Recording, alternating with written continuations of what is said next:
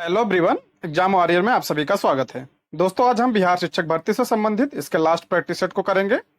और अगर आप कल एग्जाम देने जा रहे हैं तो आप सभी को एग्जाम की ढेर सारी शुभकामनाएं। तो चलिए शुरू करते हैं।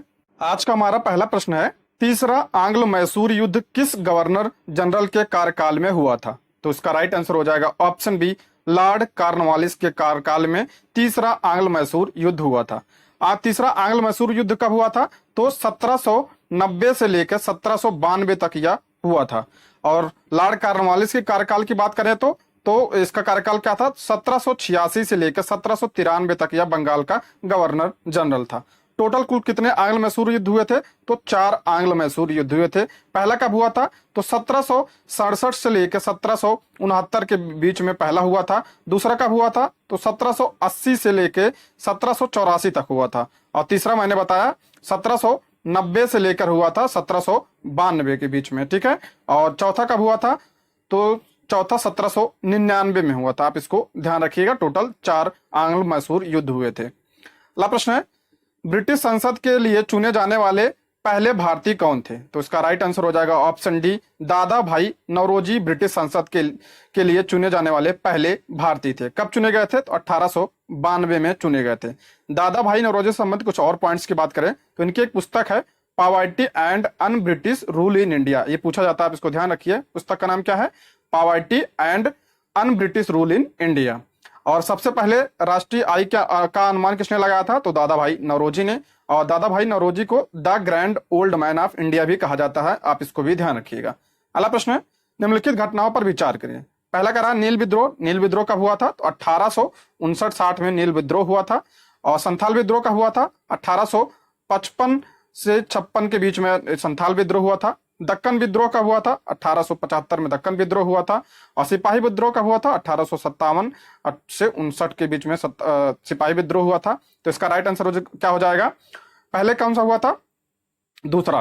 तो ये ऑप्शन डी हो जाएगा, 2, 4, 1, 3। ठीक है। अगला है, मंगल पांडे ने विद्रोह का नेतृत्व कहाँ किया था? आप सभी को पता है। तो इसका राइट आंसर हो जाएगा ऑप्शन सी, बैरकपुर से। अगला है, बिहार बंगाल काश्तकारी अधिनियम कब पारित हुआ? तो इसका राइट आंसर हो जाएगा 1885 में बिहार बंगाल काश्तकारी अधिनियम पारित हुआ था। 1885 से एक पॉइंट साहब और ध्यान रखिए, कांग्रेस की स्थापना कब हुई थी? 1885 में हुई थी।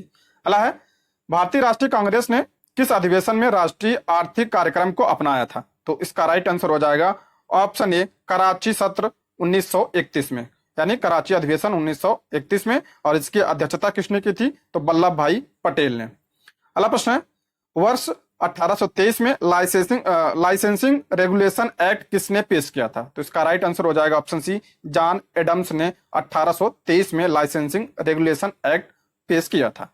अगला है, निम्नलिखित में से किसने नील दर्पण का अंग्रेजी में अनुवाद किया था? तो इसका राइट आंसर हो जाएगा ऑप्शन बी, मधुसूदन दत्त ने नील दर्पण का अंग्रेजी में अनुवाद किया था। नील दर्पण एक नाटक है। किसका नाटक है? दीन बंधु मित्र का। ध्यान रखिए, पूछा जाता है। दीन बंधु मित्र का ये नाटक है। इसमें नील विद्रोह से संबंधित वर्णन मिलता है। अगला प्रश्न है, समाचार पत्र हिंदुस्तान टाइम्स के संपादक कौन थे? इसका राइट आंसर हो जाएगा ऑप्शन सी, के.एम. पडिक्कर जो है हिंदुस्तान टाइम्स के संपादक थे। अगला है, पुस्तकें राजयोग, कर्मयोग, ज्ञान योग और भक्ति योग किसके द्वारा लिखी गई है? यानी राजयोग, कर्मयोग, ज्ञान योग और भक्ति योग किसके द्वारा लिखी गई है? तो इसका राइट आंसर होगा ऑप्शन बी, स्वामी विवेकानंद के द्वारा यह लिखी गई। दोस्तों, कल से हम बिहार पुलिस से संबंधित प्रैक्टिस सेट को शुरू कर रहे हैं। तो हमारे साथ बने रहने के लिए प्लीज हमारे चैनल को सब्सक्राइब करें। और अगर आपको वीडियो पसंद आती है तो लाइक, शेयर और कमेंट भी करें। आगे देखते हैं। अगला कह रहा है, किसके नेतृत्व में ठगी प्रथा का दमन हुआ था? तो इसका राइट आंसर हो जाएगा ऑप्शन डी, कर्नल स्लीमैन के नेतृत्व में ठगी प्रथा का दमन हुआ था। तो इसका दमन कब हुआ था? 1830 में। अगर पूछा जाए उस समय वायसराय कौन था यानी गवर्नर जनरल कौन था? तो विलियम बेंटिक के काल में इसका दमन हुआ था। अगला प्रश्न है, भारत में स्थानीय स्वशासन का जनक किसे माना जाता है? मोस्ट इंपॉर्टेंट प्रश्न है। तो किसे माना जाता है? तो लॉर्ड रिपन को स्थानीय स्वशासन का जनक माना जाता है। लॉर्ड रिपन के कार्यकाल की बात करें तो 1880 से 84 तक ये जो भारत का वायसराय था। और इसके संबंधित कुछ और पॉइंट्स की बात करें तो नियमित रूप से जनगणना कब शुरू हुई थी? तो 1881 में शुरू हुई थी। किसके काल में? तो लॉर्ड रिपन के काल में। आप ध्यान रखिए, पूछा जाता है कि नियमित रूप से जनगणना किसके काल में शुरू हुई थी? तो लॉर्ड रिपन के काल में। और इलबर्ट बिल विवाद भी इसी के काल में हुआ था, और इसने वर्नाकुलर प्रेस एक्ट को भी रद्द किया था। आप इसको भी ध्यान रखिएगा। अगला प्रश्न है, निम्नलिखित में से किसने 1904 के भारतीय विश्वविद्यालय अधिनियम को प्रतिगामी उपाय बताया? तो इसका राइट आंसर हो जाएगा ऑप्शन ए, गोपाल कृष्ण गोखले ने। और ये भारतीय विश्वविद्यालय अधिनियम का आया था 1904 में आया था। आप ध्यान रखिए, पूछा जाता है। और गोपाल कृष्ण गोखले की बात करें तो ये गोपाल कृष्ण गोखले किसके गुरु थे? तो महात्मा गांधी के राजनीतिक गुरु थे। अगला है, कांग्रेस सोशलिस्ट पार्टी 1934 के गठन के दौरान भारत का वायसराय कौन था? यानी कांग्रेस सोशलिस्ट पार्टी की स्थापना कब हुई थी? 1934 में हुई थी। तो उस समय जो है वायसराय कौन था? तो लॉर्ड विलिंगटन। लॉर्ड विलिंगटन की बात करें तो इसके कार्यकाल की तो 1931 से लेकर 1936 तक यह भारत का वायसराय था।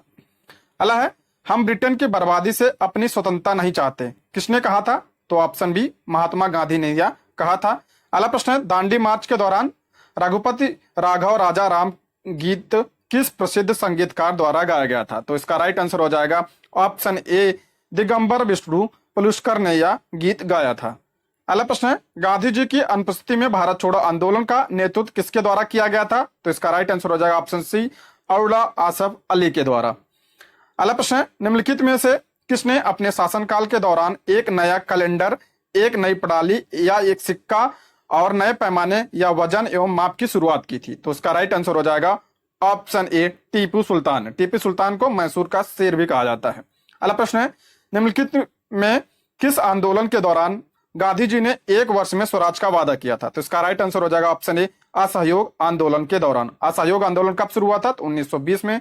और इसका स्थगन पूछा जाता है कब हुआ था? तो 1922 में, चौरी चौरा कांड के कारण। अगला प्रश्न है, क्लीमेंट इटली की घोषणा के अनुसार भारत में ब्रिटिश शासन की समाप्ति किस तिथि तक होनी थी? तो इसका राइट आंसर हो जाएगा ऑप्शन डी, 30 जून 1948 तक।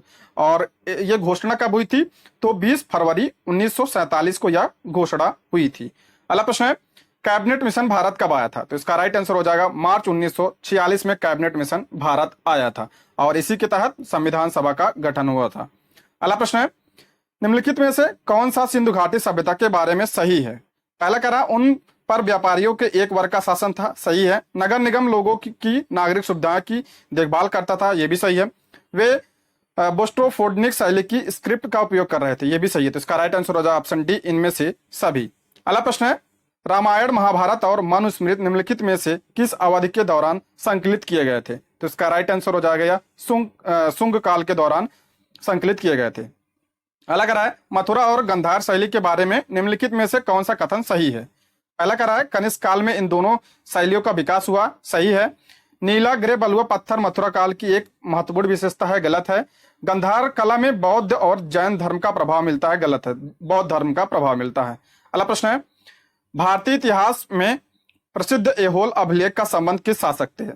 कल भी प्रैक्टिस सेट में आ चुका है, तो इसका right answer option D, Pulakeshin द्वितीय। अगला प्रश्न है, निम्नलिखित में से किस विचारधारा को लोकायत दर्शन यानी जनता के दर्शन के रूप में जाना जाता है? तो इसका राइट आंसर हो जाएगा चारवाक दर्शन को लोकायत दर्शन के रूप में जाना जाता है। अगला प्रश्न है, किस दिल्ली सुल्तान ने सबसे अधिक संख्या में नहरें बनवाई थी? तो इसका राइट आंसर हो जाएगा ऑप्शन ए, फिरोज शाह तुगलक ने सबसे ज्यादा नहरें बनवाई थी।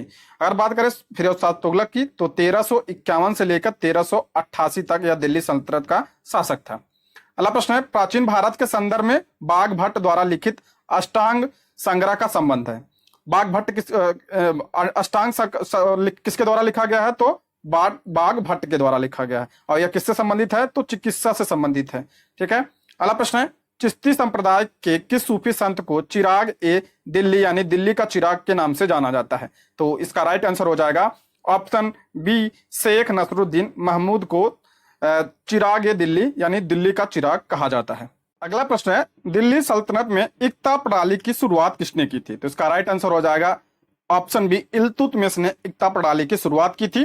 अगर बात करें हम इल्तुतमिश की तो 1211 से लेकर 1236 तक दिल्ली सल्तनत का शासक था। इसे दिल्ली सल्तनत का वास्तविक संस्थापक माना जाता है और इसे गुलामों का गुलाम भी कहा जाता है, इसको भी ध्यान रखिएगा। अगला प्रश्न है, पोमोलॉजी में किसका अध्ययन किया जाता है? तो इसका राइट आंसर हो जाएगा ऑप्शन ए, फलों का अध्ययन किया जाता है पोमोलॉजी में। अगला प्रश्न है इको मार्क प्रतीक निम्नलिखित में से किससे संबंधित है? ये कई सेट में आ चुका है, तो इसका राइट आंसर हो जाएगा ऑप्शन बी, पर्यावरण के लिए सुरक्षित सामग्री से। अगला प्रश्न है एक अनवीनीकृत ऊर्जा का स्रोत है, तो इसका राइट आंसर हो जाएगा ऑप्शन बी, पेट्रोलियम। और नवीनीकृत ऊर्जा के तो सौर ऊर्जा, वायु ऊर्जा, बायोगैस। अगला प्रश्न है वर्ष 2011 के जनगणना के अनुसार 0 से 6 वर्ष आयु में बाल लिंगानुपात बिहार के किस जिला में सबसे कम है? ध्यान रखिए सबसे कम पूछा है, तो इसका राइट आंसर हो जाएगा ऑप्शन ए, वैशाली में। अगला प्रश्न है निम्नलिखित में से कौन सा सुमेलित नहीं है? नीरज चोपड़ा भाला फेंक से है, सही है। अनिल लेखरा पैरा निशानेबाज, ये भी सही है। और कृष्णा नागर पैरा बैडमिंटन से, ये भी सही है। और मित्राव गुहा ये हॉकी से नहीं है, तो ये किससे हैं? शतरंज से संबंधित है, ठीक है, शतरंज से। तो इसका राइट आंसर हो जाएगा ऑप्शन डी। अगला प्रश्न है सामान्य दृष्टि के लिए निम्नलिखित में से कौन सा विटामिन आवश्यक होता है? तो इसका राइट आंसर हो जाएगा विटामिन ए। तो विटामिन ए का रासायनिक नाम क्या देखिए, रासायनिक नाम दे दिया गया, तो इसका राइट आंसर हो जाएगा ऑप्शन सी। अगला प्रश्न है सुगम्य भारत अभियान संबंधित है, सुगम भारत अभियान ये किससे संबंधित है? तो इसका राइट आंसर हो जाएगा दिव्यांग व्यक्तियों से। अगला यूनेस्को की स्थापना कब की गई थी? तो इसका राइट आंसर हो जाएगा ऑप्शन नवंबर 1945 में की गई थी, तो ऑप्शन ए जो है इसका राइट आंसर हो जाएगा। और यूनेस्को का जो हेडक्वार्टर कहाँ है? तो जिनेवा स्विट्जरलैंड में। अगला प्रश्न है विष्णुपद मंदिर बिहार के किस जिले में स्थित है? तो इसका राइट आंसर हो जाएगा ऑप्शन सी, गया में। विष्णुपद मंदिर जो है गया में स्थित है। अगला प्रश्न है प्राथमिक स्तर पर एक शिक्षक में निम्नलिखित में से किसे सबसे महत्वपूर्ण विशेषता मानना चाहिए? तो इसका राइट आंसर हो जाएगा ऑप्शन बी, धैर्य और दृढ़ता जो है। अगला प्रश्न है किस केंद्रीय मंत्रालय द्वारा स्वर धरोहर उत्सव का आयोजन किया गया? तो इसका राइट आंसर हो जाएगा ऑप्शन सी, संस्कृति मंत्रालय के द्वारा। अगला प्रश्न है सुपर कंप्यूटर परम शक्ति को कहां स्थापित किया गया? तो इसका राइट आंसर हो जाएगा IIT खड़गपुर में।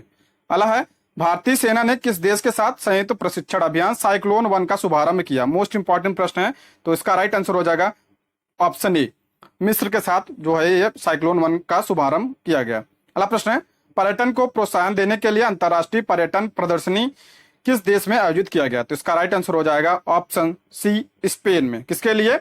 ये पर्यटन प्रोत्साहन के लिए। अगला प्रश्न है इंडिया जस्टिस रिपोर्ट 2022 के संदर्भ में कौन सा कथन असत्य है? ध्यान रखिए असत्य पूछा है, तो इसका राइट आंसर हो जाएगा ऑप्शन बी, इनमें बिहार का स्थान अंतिम है। बिहार का अंतिम स्थान नहीं है, बल्कि बिहार का जो है अंतिम से तीसरा स्थान है, ठीक है, अंतिम से तीसरा स्थान है। पहले और अंतिम स्थान किसका है? तो यूपी का है। और दूसरा उसके बाद किसका है? तो वेस्ट बंगाल का यानी पश्चिम बंगाल का है। उसके बाद तब बिहार का। नीचे से मैं बात कर रहा हूं, ठीक है। अगला है फोर्ब्स 2022 द्वारा जारी विश्व की 100 सर्वाधिक शक्तिशाली महिलाओं में भारत के वित्त मंत्री श्री निर्मला सीतारमण को कौन सा स्थान प्राप्त है? तो इसका राइट आंसर हो जाएगा 36वां स्थान। और वर्तमान वित्त मंत्री कौन है? तो निर्मला सीतारमण है। अगला प्रश्न है फीफा वर्ल्ड कप 2022 के संबंध में कौन सा कथन असत्य है? तो ऑप्शन सी इसका राइट आंसर हो जाएगा अर्जेंटीना ने दूसरी बार ने नहीं, अर्जेंटीना तीसरी बार यह पुरस्कार जीता है। अगला प्रश्न निम्नलिखित में से कौन सा राज्य स्वयं का जल परिवर्तन मिशन शुरू करने वाला देश का पहला राज्य बन गया है? तो इसका राइट आंसर हो जाएगा ऑप्शन बी, तमिलनाडु जो है देश का पहला राज्य बन गया है स्वयं का जल परिवर्तन मिशन शुरू करने वाला। अगला है किस विभाग के पौधे को पादप वर्ग का उभयचर कहा जाता है? तो इसका राइट आंसर हो जाएगा ब्रायोफाइटा के वर्ग। अगला प्रश्न सभी जीवों की रचनात्मक एवं क्रियात्मक इकाई क्या है? आप सभी पता है, कोशिका। अगला प्रश्न है अस्थि है, अस्थि क्या है? अस्थि एक संयोजी ऊतक है। ब्लड भी एक तरल संयोजी ऊतक है, आप इसको भी ध्यान रखिएगा। अगला प्रश्न है पित्त का निर्माण होता है, यानी पित्त का निर्माण कहाँ होता है? तो ऑप्शन बी, यकृत में होता है पित्त का निर्माण। अगर पूछा जाए भंडारण कहाँ यानी संग्रह कहाँ होता है, तो पित्ताशय में इसका संग्रहण होता है। और यकृत की बात करें तो ये मानव शरीर की सबसे बड़ी ग्रंथि है। अगला प्रश्न है मनुष्य का हृदय किस झिल्ली द्वारा घिरी होती है? तो इसका राइट आंसर हो जाएगा ऑप्शन ए, पेरिकार्डियम द्वारा। अगला प्रश्न है रेजिन किस पौधों का उत्सर्जी पदार्थ होता है? उत्सर्जी पदार्थ क्या? पेड़ों का उत्सर्जी पदार्थ क्या आपने देखा होगा, पेड़ में से ऐसे गाढ़ा सब पदार्थ निकलता रहता है, उसे क्या कहते हैं? उत्सर्जी पदार्थ कहते हैं पेड़ों का। तो जो ये रेजिन निकलता है किससे निकलता है? तो ये चीड़ से निकलता है, ठीक है। और जो पीपल बरगद वगैरह से निकलता है उसे क्या कहा जाता है? लेक्टस कहा जाता है। अगला प्रश्न है निम्न में से मास्टर ग्रंथि कहा जाता है? तो इस मास्टर ग्रंथि किसे कहा जाता है? तो पिट्यूटरी ग्रंथि को मस्तिष्क पाई जाती है, इसे मास्टर ग्रंथि कहा जाता है, ठीक है। अगला प्रश्न है पक्षी तथा चमगादड़ के पंख किस अंग के उदाहरण है? तो इसका राइट आंसर हो जाएगा असमजात अंग के उदाहरण है। असमजात अंग क्या होता है? जिसकी उत्पत्ति और संरचना भिन्न हो लेकिन कार्य जो है एक जैसा हो। यानी जो चमगादड़ और पक्षी के इनकी संरचना है वो भिन्न होती है लेकिन कार्य क्या होता है दोनों का? उड़ने का ही। अगला प्रश्न है, निम्नलिखित में से किस भौतिक राशि की इकाई में समय का 2 बार उपयोग होता है? तो इसका राइट आंसर हो जाएगा ऑप्शन ए त्वरण में। अगला प्रश्न है, बस के अचानक रुकने से बस में बैठे यात्रियों का शरीर आगे की ओर झुक जाता है, इसका क्या कारण है? तो इसका राइट आंसर हो जाएगा ऑप्शन ए गति का जड़त्व। अगला प्रश्न है, प्रत्यावर्ती धारा को दिष्ट धारा में परिवर्तन करने की युक्ति को कहते हैं? तो इसका राइट आंसर हो जाएगा ऑप्शन बी रेक्टिफायर। अगला प्रश्न है, यदि किसी गतिमान वस्तु के वेग को दोगुना कर दिया जाए तो उसकी गतिज ऊर्जा में क्या प्रभाव पड़ेगा? तो उसकी गतिज ऊर्जा जो होती है वो 4 गुनी बढ़ जाएगी। अगला प्रश्न है, वे वस्तुएं जो प्रकाश उत्सर्जित करती हैं वो क्या कहलाती हैं? तो इसका राइट आंसर हो जाएगा प्रदीप। जो प्रकाश नहीं उत्सर्जित कर उसे क्या कहा जाएगा? अप्रदीप। अगला प्रश्न है, उत्तल लेंस की क्षमता होती है, जो उत्तल लेंस की क्षमता होती है वो क्या होती है? वो धनात्मक होती है। और लेंस की क्षमता किससे नापते हैं? डायोप्टर से। आप इसको भी ध्यान रखिए, लेंस का क्षमता का मात्रक क्या होता है? डायोप्टर। अगला प्रश्न है, दूर दृष्टि दोष को दूर करने के लिए किस लेंस का व्यवहार होता है यानी प्रयोग होता है? तो इसका राइट आंसर हो जाएगा ऑप्शन बी उत्तल लेंस का प्रयोग होता है दूर दृष्टि को दूर करने के लिए। ध्यान रखिए दूर दृष्टि, ठीक है, दूर में ऊ की मात्रा आ रही है, ठीक है, ऊ से मतलब उत्तल लेंस, आप इसको ध्यान रखिएगा। और निकट दृष्टि में किसका प्रयोग किया जाता है? तो अवतल लेंस का प्रयोग किया जाता है निकट दृष्टि। अगला है, वोल्टामीटर का कार्य क्या है? वोल्टामीटर कार्य क्या होता है? विद्युत परिपथ में किन्हीं 2 बिंदुओं के बीच विभवांतर को मापना। तो ऑप्शन बी इसका राइट आंसर हो जाएगा। अगला है, विद्युत जनरेटर का सिद्धांत आधारित है, जो विद्युत जनरेटर होता है किस सिद्धांत पर आधारित होता है? तो इसका राइट आंसर ऑप्शन बी विद्युत चुंबकीय प्रेरण पर। अगला प्रश्न है, गैस का द्रव में परिवर्तन क्या कहलाता है? तो गैस जो है द्रव में जब परिवर्तन हो क्या कहा जाता है? संघनन कहा जाता है। जब गैस द्रव में परिवर्तन, अगर द्रव का गैस में परिवर्तन क्या कहलाता है? तो वाष्पीकरण कहलाता है, ठीक है। और ऊर्ध्वपातन क्या होता है? ठोस जो है जब डायरेक्ट जो है गैस में परिवर्तन हो जाता है उसे ऊर्ध्वपातन कहा जाता है। अगला प्रश्न है, पदार्थ के कणों को एक साथ बांध कर रखने वाला बल क्या कहलाता है? तो उसका राइट आंसर हो जाए ऑप्शन सी अंतरा आणविक बल। अगला, 2 असमान घनत्व वाले अमिश्रणीय द्रव पदार्थ को किस विधि द्वारा अलग किया जाता है? तो इसका राइट आंसर हो जाएगा ऑप्शन ए पृथक्करण विधि द्वारा।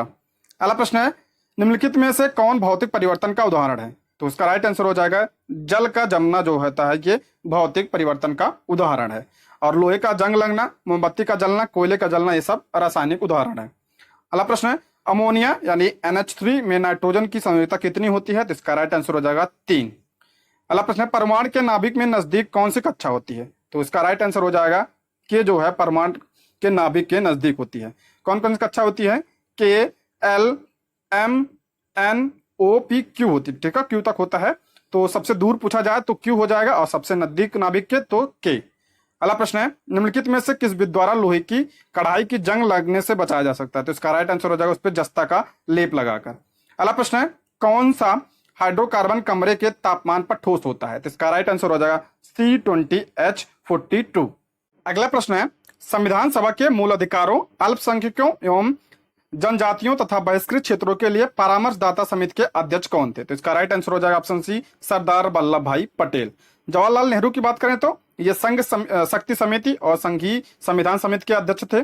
जेबी कृपलानी मूल अधिकार उप समिति के अध्यक्ष थे। ये डॉक्टर राजेंद्र प्रसाद की बात करें तो ये संचालन समिति के अध्यक्ष थे। अगला प्रश्न है, उच्चतम न्यायालय के सेवानिवृत्त न्यायाधीशों के लिए कहां पर वकालत करने की मनाही है? तो इसका right answer option B Bharat के किसी भी न्यायालय में ये जो है वकालत नहीं कर सकते हैं। अगला प्रश्न है, राज्य की वास्तविक कार्यपालिका शक्तियों का प्रयोग किसके द्वारा किया जाता है? ध्यान रखिए, इसमें पूछा है वास्तविक कार्यपालिका शक्ति किसमें होती है? तो मुख्यमंत्री में होती है राज्य की। अगला प्रश्न है, निम्न में कौन सा विषय राज्य सूची के अंतर्गत आता है? तो इसका राइट आंसर हो जाएगा राज्य सूची के अंतर्गत कौन सा आता है? तो कृषि।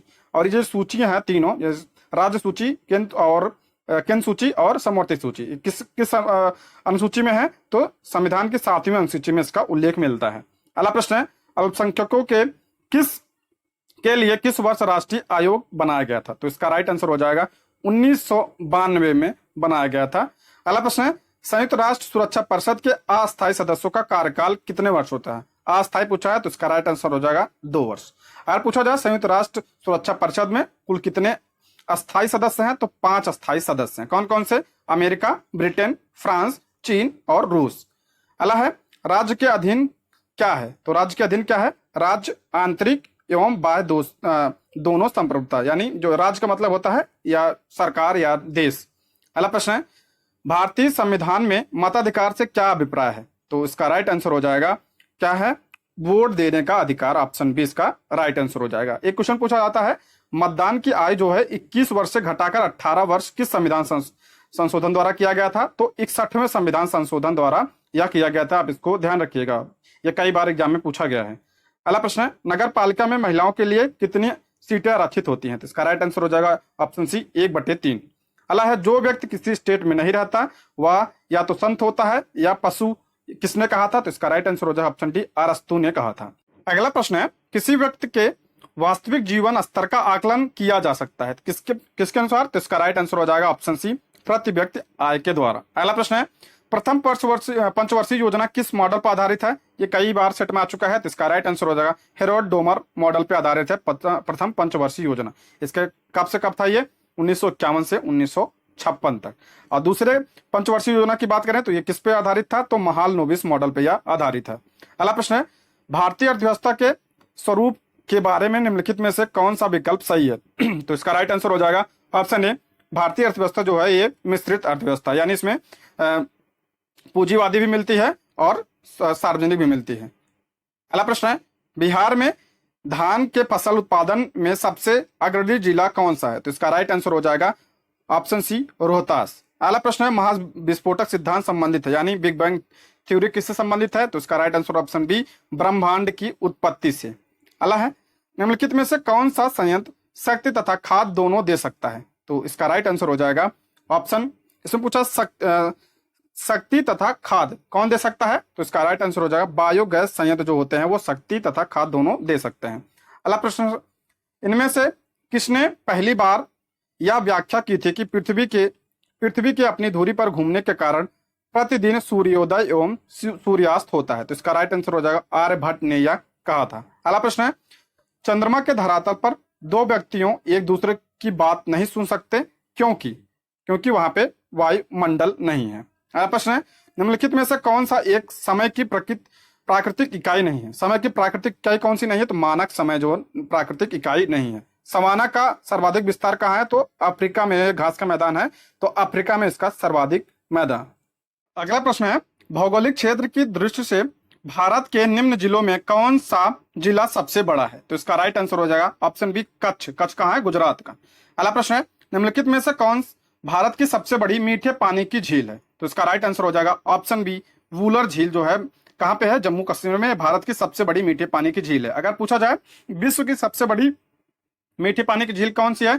तो बैकाल जो है विश्व की सबसे बड़ी मीठे पानी की झील है। अगर पूछा जाए कि विश्व की सबसे बड़ी झील कौन सी है? तो कैस्पियन सागर जो है खारे पानी की झील है। ठीक है, आप इसको भी ध्यान रखिएगा। अगला प्रश्न है किस राज्य सरकार ने जनसंख्या नियंत्रण करने हेतु एक नई जनसंख्या नीति की शुरुआत की है? तो इसका राइट आंसर हो जाएगा ऑप्शन बी उत्तर प्रदेश सरकार ने। अगला है अपने प्रदूषकों के कारण कौन सी नदी जैविक मरुस्थल कहलाती है? तो इसका राइट आंसर हो जाएगा दामोदर नदी को जो है जैविक मरुस्थल कहा जाता है। दामोदर नदी का उद्गम कहां से हुआ? तो छोटा नागपुर पठार से। अगला प्रश्न है राष्ट्रीय पर्यावरण इंजीनियरिंग शोध संस्थान कहाँ स्थित है? तो इसका राइट आंसर हो जाएगा ऑप्शन ए नागपुर में यह स्थित है।